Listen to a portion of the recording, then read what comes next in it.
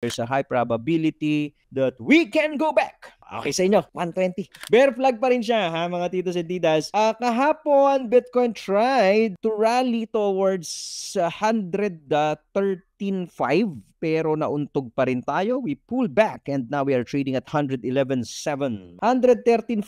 Maganda na yung closing natin. Balikan natin tong SR flip area, ha. Resistance, broken, support, broken, retesting. So medyo maganda yung laban nito, ha. Yun nga lang, just forming a bear flag. Pero kung makakasustain si Toybits ng price above 112, yung coveted 112 natin, no? Diba? Maganda na yung closing pala natin yesterday. So kung masusustain natin, let's say today, huhugutin ulit, and we continuously trade above this line, there's a high probability that we can go back. Okay sa inyo, 120. Hindi, 120. May haharangin. Ito, ha. Kung may tipay kayo, makikita nyo yung harang nandito sa 4 hours. May yellow line. Harangin kasi nito 115, 116, hanggang 117. So meaning, okay, pagka po tayo ay successfully nakapag-close above ulit sa 112 and we trade above it, if we're going to rally, the rally in the immediate short term might be limited to 170,000.